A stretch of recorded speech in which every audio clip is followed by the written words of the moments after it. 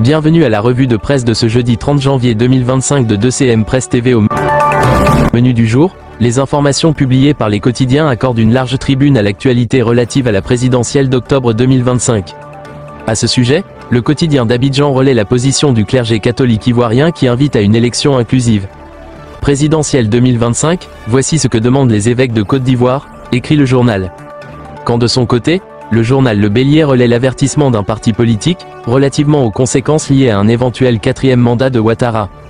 Le journal écrit, 4e mandat de Ouattara, le PhD des Côtes d'Ivoire dénonce et alerte sur l'avenir du pays. Et d'ajouter que les Ivoiriens sont invités à s'unir autour de Thiam, le président du PDCI, quand du côté du journal Le Nouveau Réveil, il croit savoir pourquoi Ouattara a peur de Thiam.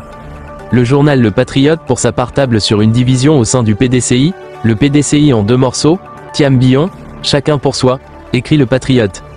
Le quotidien Abidjan 24 relaie un appel de Kandia Camara, la présidente du Sénat ivoirien qui déclare que l'élection présidentielle d'octobre 2025 ne doit pas être une source de division entre les Ivoiriens. Le journal Le Temps affiche à sa une photo du secrétaire général du Parti des peuples africains Côte d'Ivoire PPACI, invité le mardi 28 janvier 2025, à un débat politique télévisé sur la première chaîne de la télévision ivoirienne. Candidature de Gbagbo, élections apaisées, Cheikh Jean Gervais casse la baraque sur RTI1, son appel à un dialogue politique, écrit le journal. Le journal Notre Voix parle d'une visite d'International Crisis Group à Pascal Affi, dans le cadre des préparatifs de la présidentielle. Le journal Nord-Sud parle du proche de Soro Guillaume, Koné Kamaraté Souleymane alias Soul to Soul, comme symbole de la vitalité et de la résilience de GPS.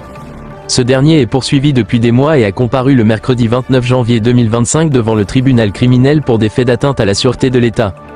Soir Info annonce qu'à Cocody, le bureau de la Banque africaine de développement, la BAD a été cambriolé.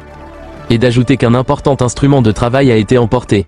Le même journal annonce qu'une grève des agents des collectivités territoriales paralyse des mairies depuis des jours. Emboîté par le journal Génération Nouvelle qui précise que cette grève a été largement suivie à Abidjan et dans plusieurs villes de l'intérieur du pays.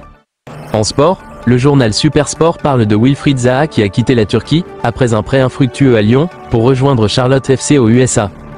Pour s'attacher les services de l'ailier ivoirien, la franchise de la MLS a dû débourser 1 758 400 000 francs CFA. Mais Zaha a renoncé à un montant net de 1 556 280 000 FCFA de ses honoraires, à en croire le journal Supersport. Enfin, le quotidien d'Abidjan fait cas du divorce définitif entre les États de l'AES et la CEDEAO, mercredi 29 janvier 2025. Malgré tous les appels du pied de la communauté économique des États de l'Afrique de l'Ouest. Merci de nous avoir suivis. C'est tout pour l'essentiel de la revue d'aujourd'hui. Rendez-vous à la prochaine tribune pour une actualité encore plus fouillée.